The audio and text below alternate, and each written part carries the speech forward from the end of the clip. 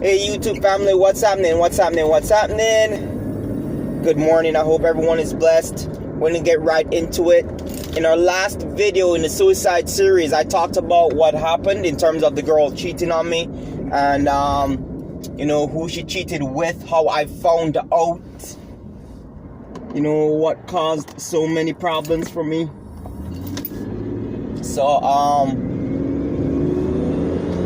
let's get into it. We're going to talk about my attempts at suicide, what I was thinking when I tried to commit suicide, and each and every attempt broken down. And that's what we're going to go through.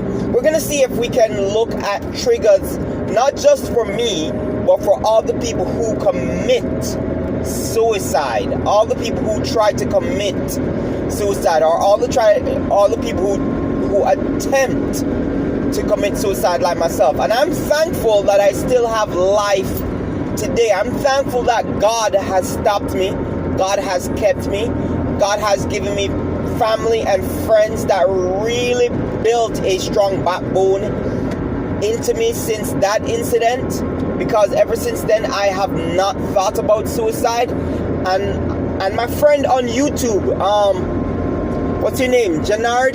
I think it's Janardian. Dude, my prayers are with you, man. My prayers are with you. If you ever need someone to talk to, email me your number and I will get back to you, bro. I will get back to you, alright? Just email me your number and I will reach out to you. I will pray with you. I'll talk with you, bro. I'm sorry that you're going through such a very difficult life that you would think and consider to devalue your own and take it. I want you to know, my brother, that you have a lot of value to God. You may not have value to people, but you have value to God. And I want you to build value within yourself, my friend. Build value within yourself. Consider yourself enough. Alright? Consider yourself enough. So we're gonna go through why I tried to kill myself. And we're gonna start with what happened after, she cheated. After she cheated, she started to treat me like crap. She ended the relationship in that same night where I found out, and she was like saying to me, oh, if you want to go and stuff like that. Anyway, a week passes and I'm torn up, I'm crying, I'm dying inside, I'm losing weight rapidly. From all the anxiety, all the stress of thinking about her being on another man's dick. I am losing my mind thinking about all these things. And she's fine. You understand? She doesn't care. You understand? She never reached out to me, she never apologized, she never told me she was sorry. Not a thing has she tried to do since the incident. In any case, on my side now, I'm practically dying inside. I'm dying inside. My world to me, which at that time was everything, had basically come crashing down. And it is my own fault. I keep telling people it was my own fault. Because there's a thing in the Bible called idolatry. And that's exactly what I did. I made a human being a god and I worshipped that person.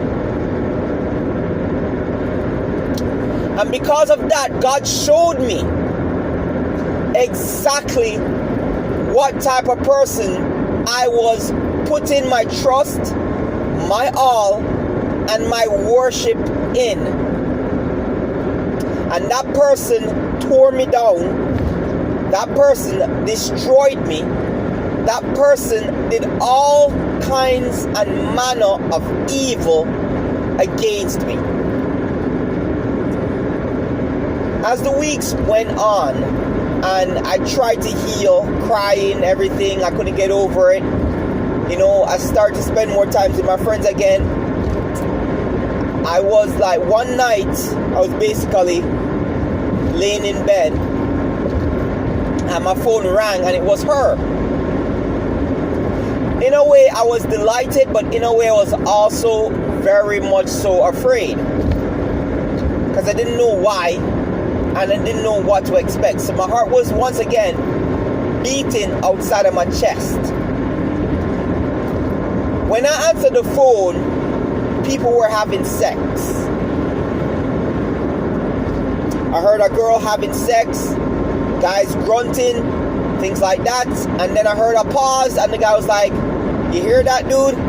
That's your girl on my dick right now." I'm like, okay. That was very hurtful. So, I hung up the phone, didn't receive any more calls from her. But that kind of sent me over the edge. That made me feel worthless. That made me feel like I wasn't anyone. That made me feel that nobody valued me. And the next day was my first attempt at suicide. And my first attempt at suicide, I think, was mainly a call for attention, because I did it basically where my mother could have seen me.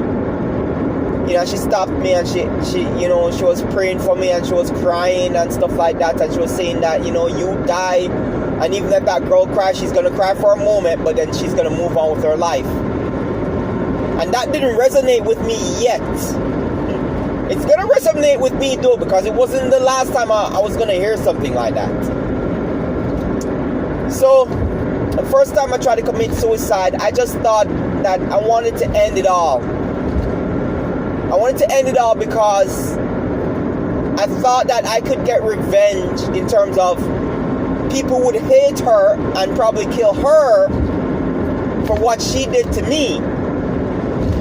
That was my first insight of why I was going to commit suicide, because I was saying that even though I would be dead, she would have gotten killed too, because I'd have a lot of angry people on my side that were going to make sure that she was not going to live either. And that was my thing. My thing was total vengeance in that manner. I didn't care about my life. I just wanted vengeance. I wanted the pain to end. So, my mother caught me with the scissors, because I was like dangling on my belly. I was like circling the scissors on my belly, getting ready to stab myself, trying to psych myself up to stab myself. And my mother stopped me. And, even though my mom and I didn't have a great relationship, I'm thankful that she stopped me. All 3 times, it was my mother who basically caught me. The second time I tried to commit suicide, it's basically a blur, but I remember the third time though. So I can't really talk about the second time because I don't remember what I was trying to do, but I know it involved a knife. The third time was also a knife. But the third time, I remember clear as day, because the third time I drew my blood with the knife.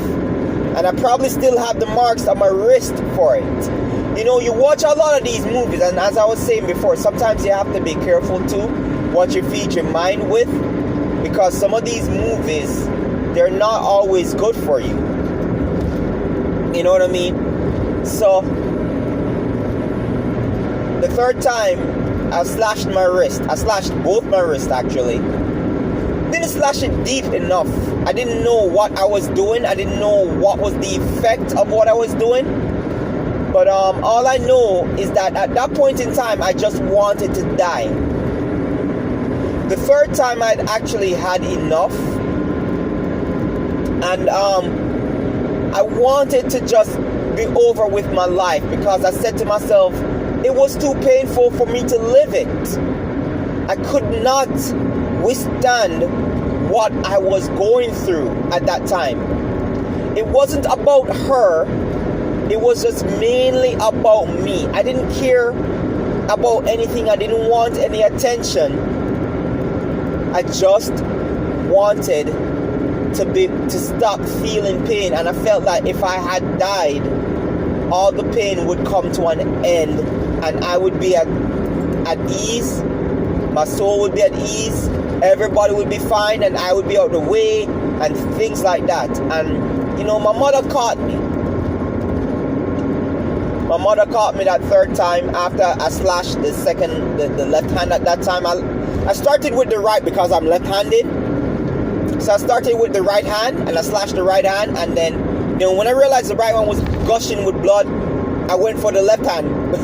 But you know what I mean? I'm just saying, I didn't know what I was doing, and I don't think I lost a lot of blood, because I was very well strong enough to fight my mother off, because I tried to die and stuff. Anyway, the breakdown of the third one, which I think is the most severe one, is that people who get to that level of committing or attempting suicide, their mindset is not focused on anything else other than the pain that they feel. You cannot deter them from the pain they feel or their resolve to end that pain.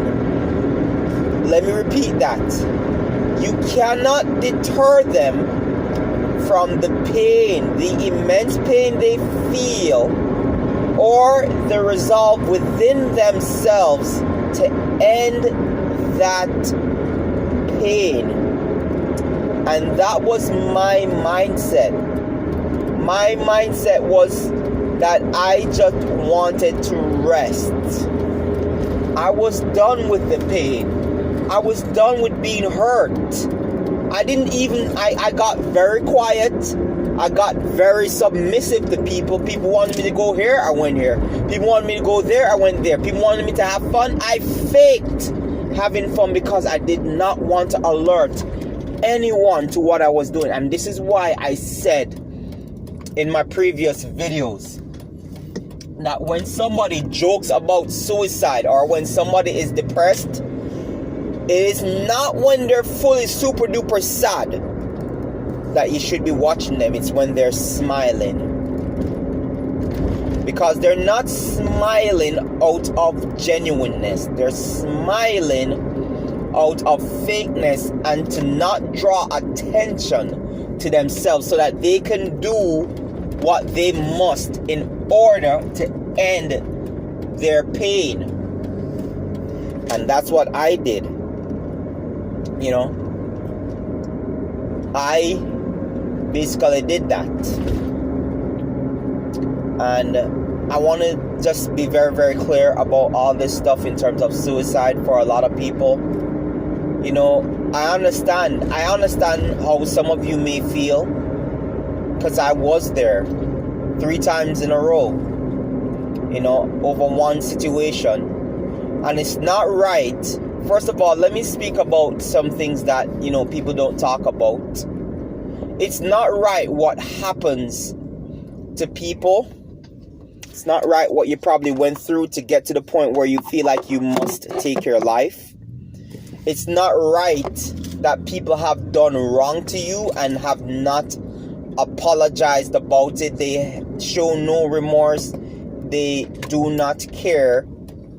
You understand? And then to add to that, they will possibly, you know, be even nastier or more wrongful towards you, or do even more manner of evil towards you in order to coax you to suicide. It's wrong, you know.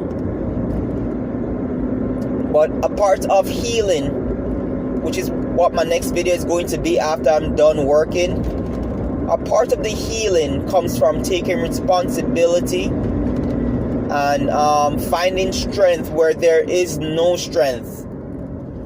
And I'm gonna be honest with you people, if it wasn't for God and God putting the people in my life that really helped me survive and helped me to break through this, I would not be here today. You know, I'm 37 years old. I'm close to 40. Well, I'm 36, going to be 37, but I still call it 37. But if it wasn't for God, I would have basically, you know, died. Anyway, people, I'm at work. Enough love and respect. Stay tuned for the healing process video. This is Kermani. Peace. I am out.